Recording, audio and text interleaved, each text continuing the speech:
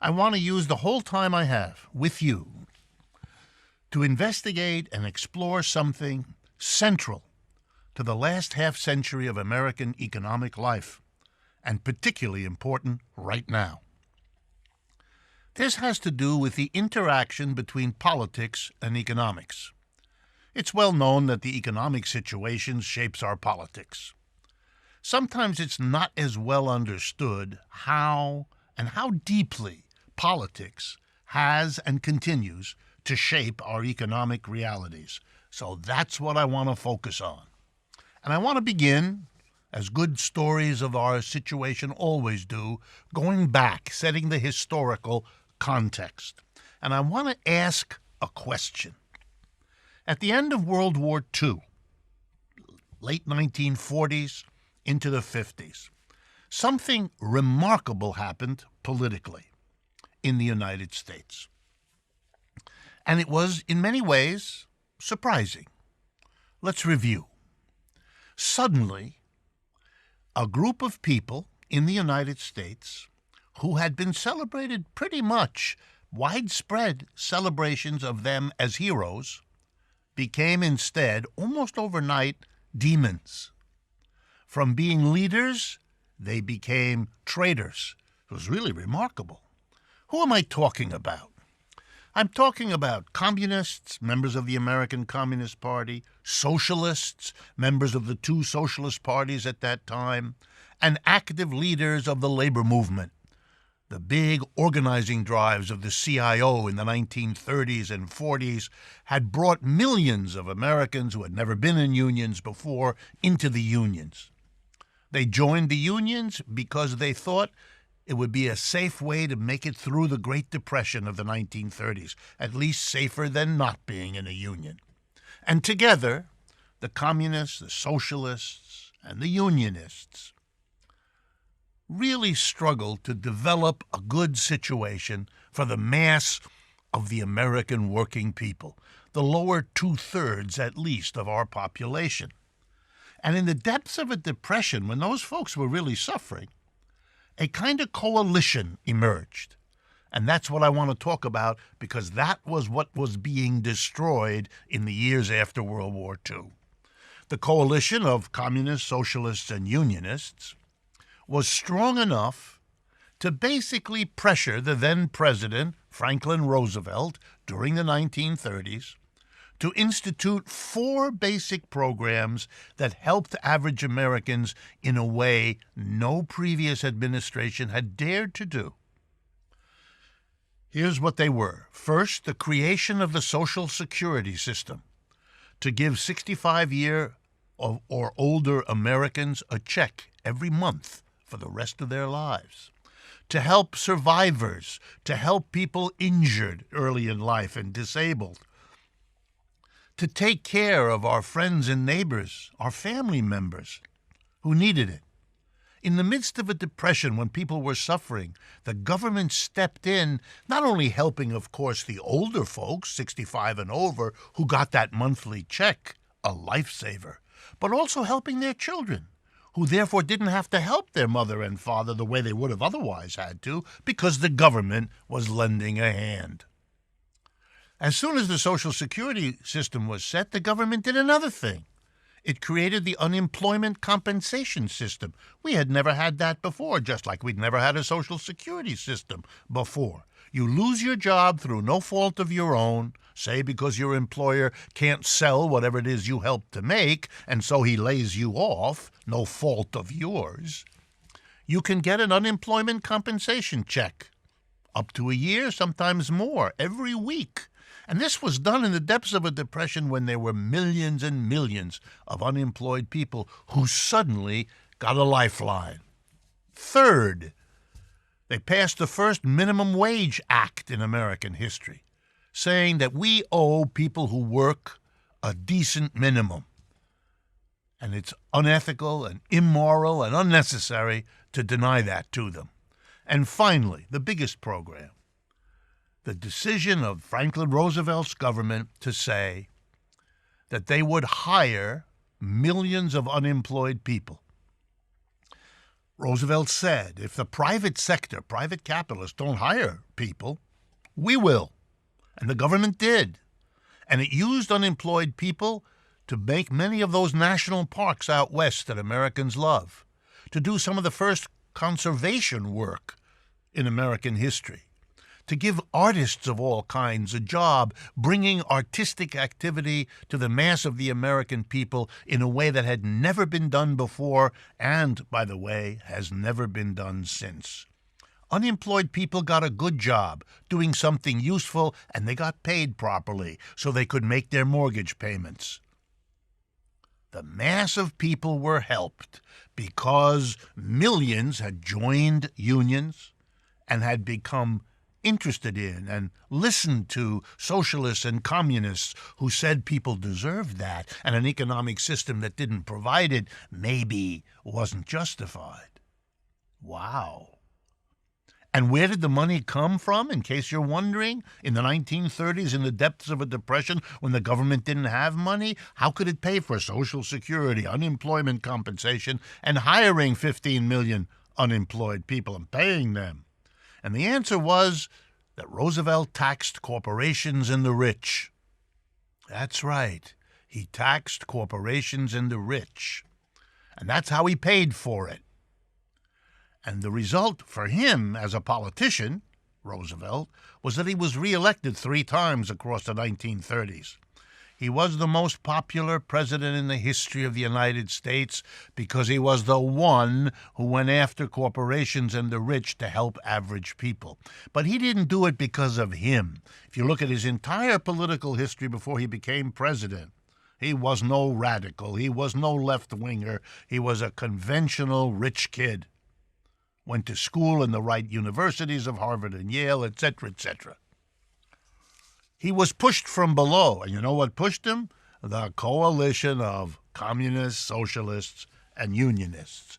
So when World War II was over, 1945, and when in the same year President Roosevelt died in his 4th term, well, the business community that was enraged that they had to pay those taxes to help average people, they went to work.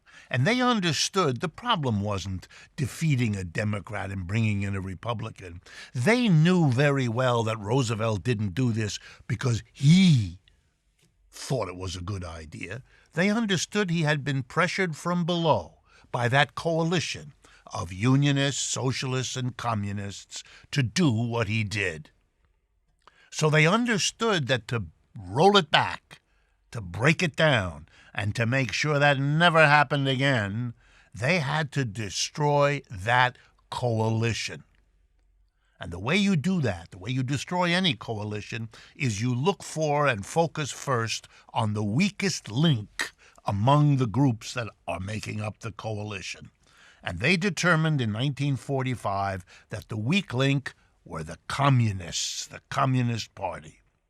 So overnight, the Communist Party and its activists, who had been leaders of the unionization movement in many industries, who had been leaders in the struggle against fascism in Germany, in Italy, in Japan, became overnight not leaders, not heroes, but demons.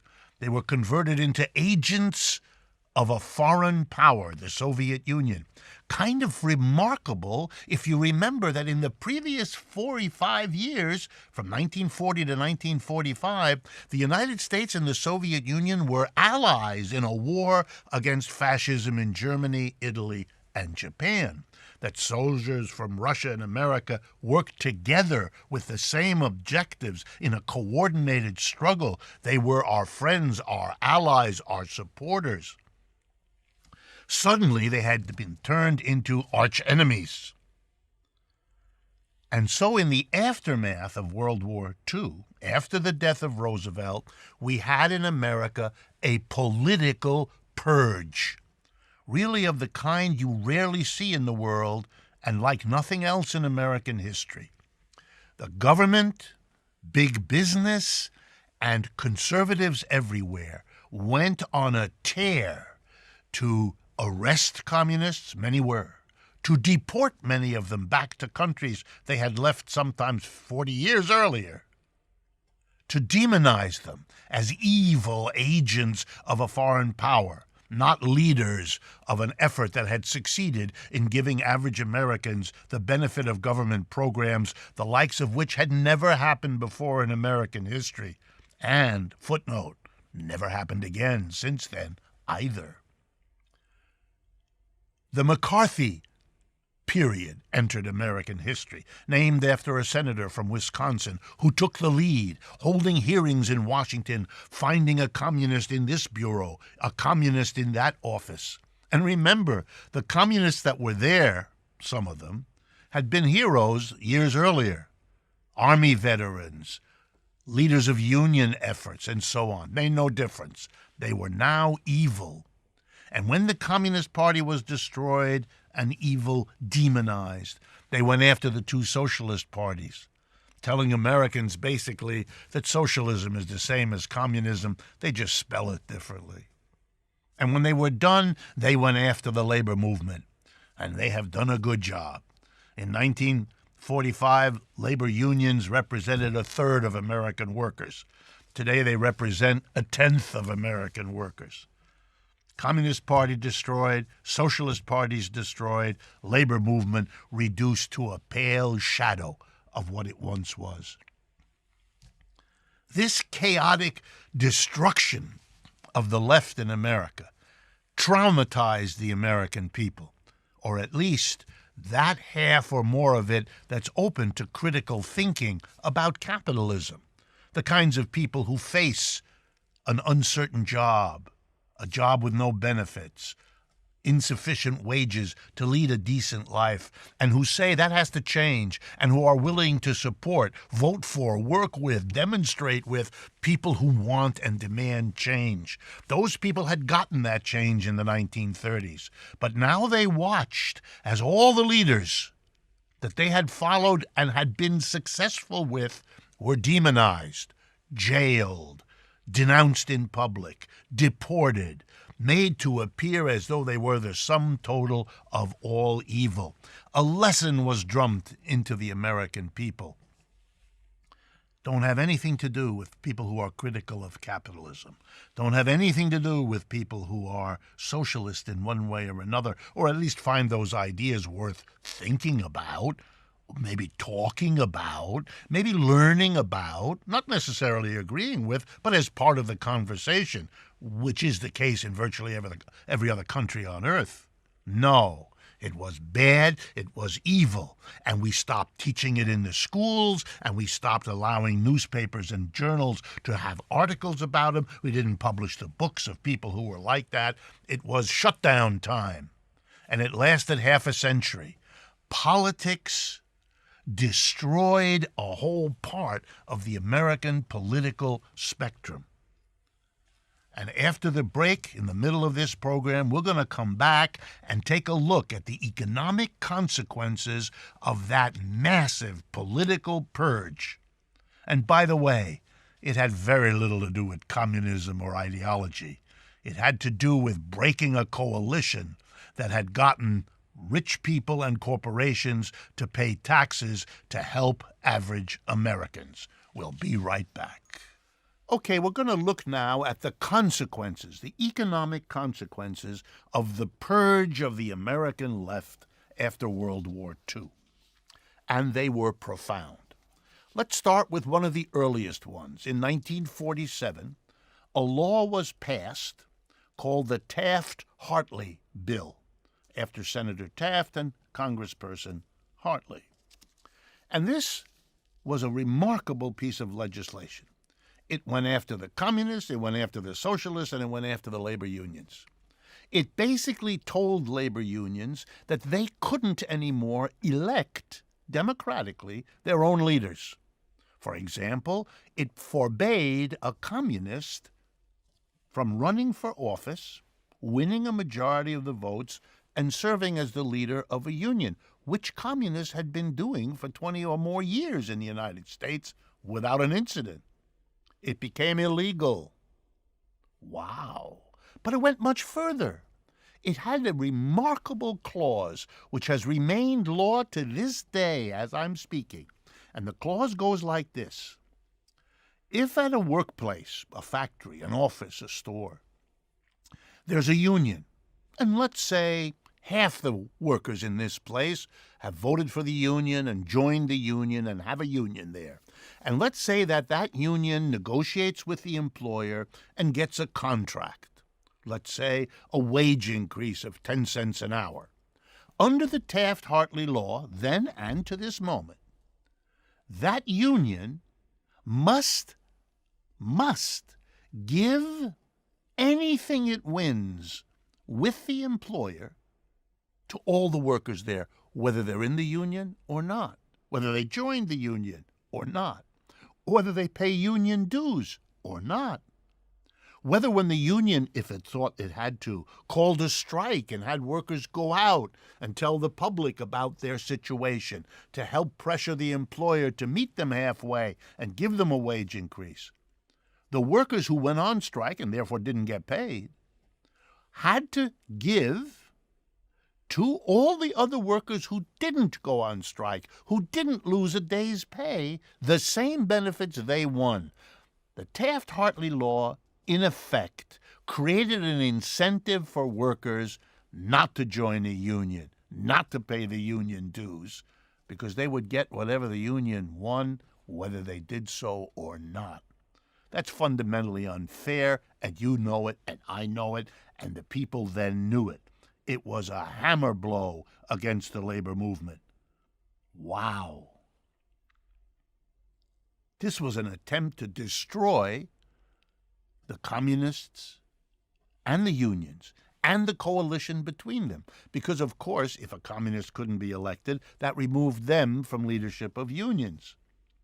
And if more and more people decided not to pay union dues, not to be part of the union, it weakened whatever unions could do. So it was a crazy but effective way to abuse the law in the interest of a purge.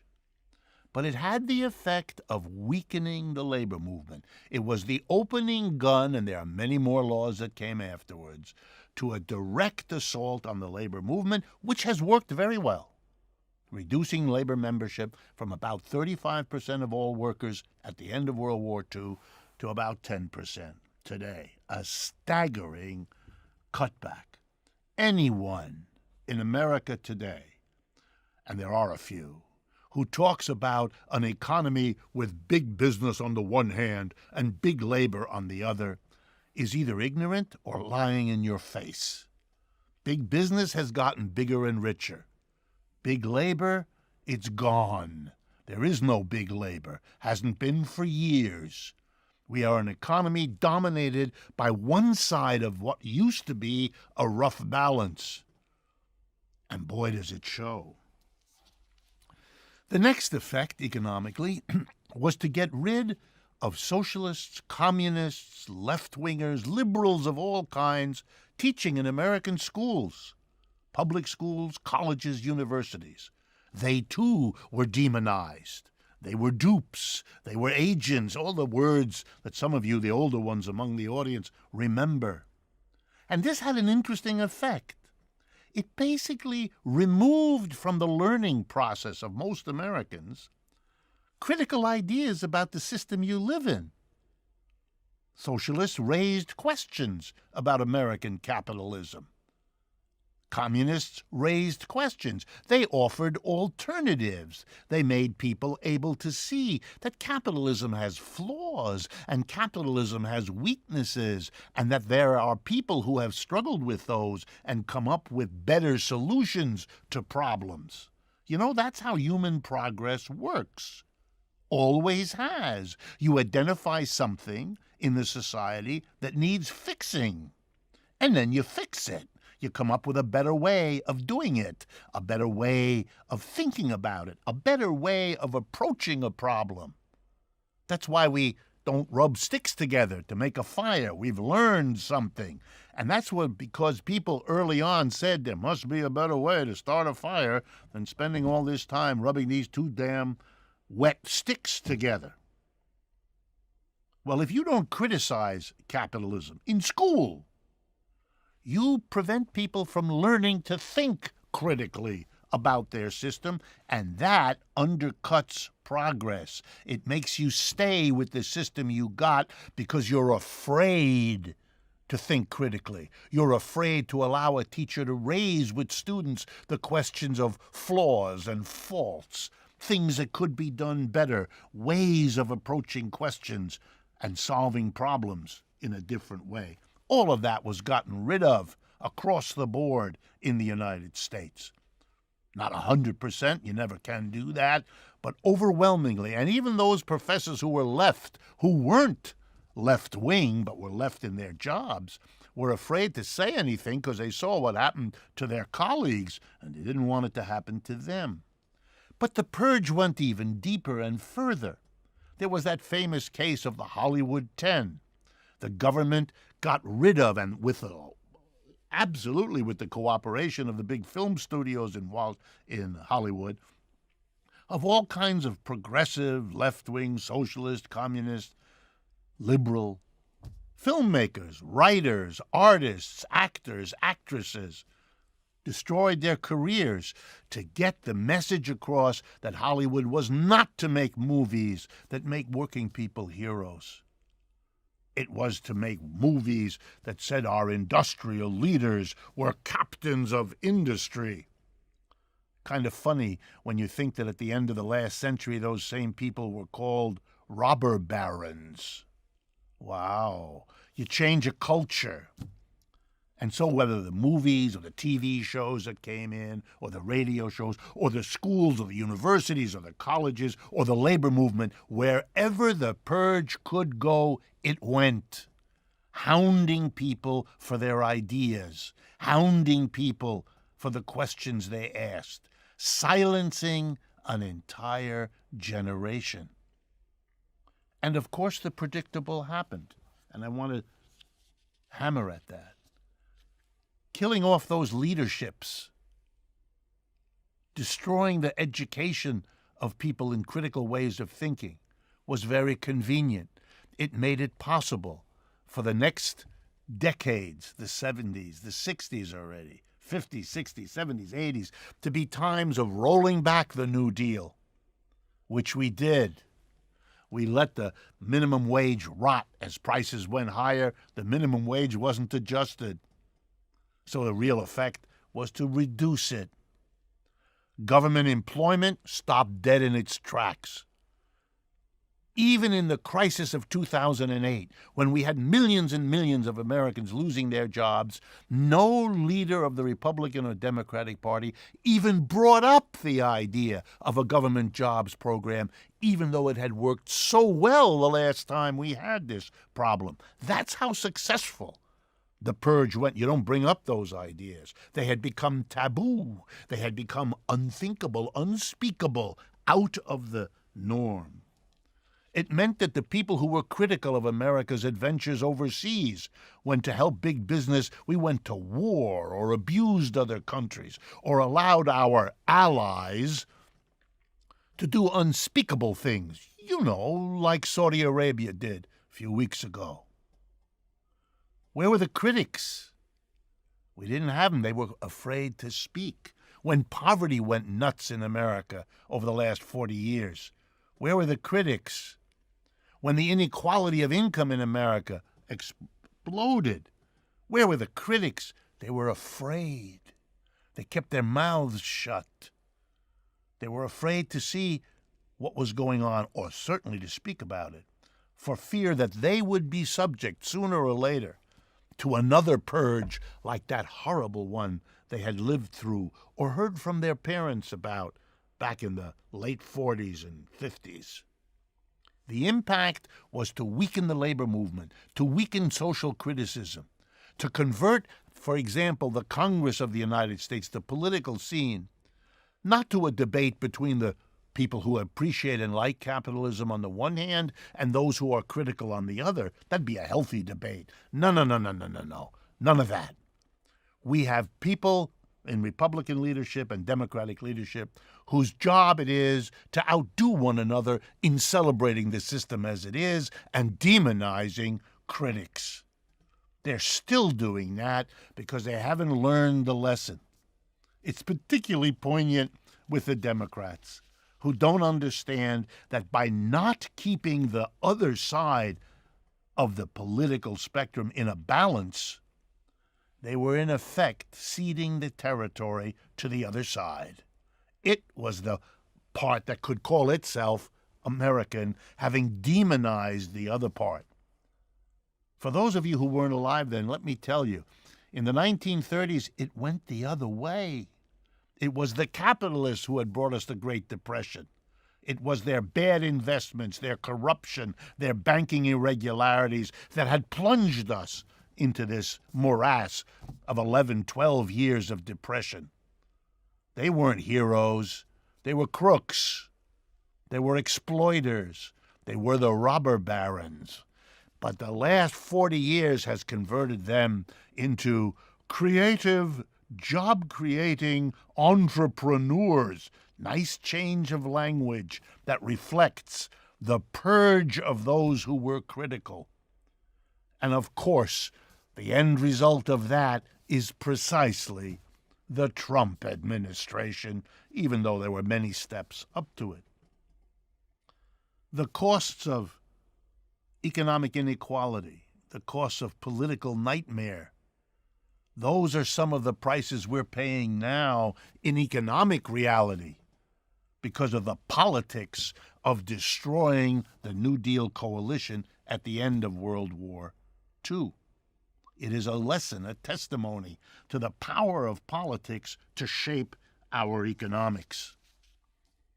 It is also a powerful lesson that when the next crash came in 2008, there was no left. The communists gone, the socialists gone, the labor movement a shadow.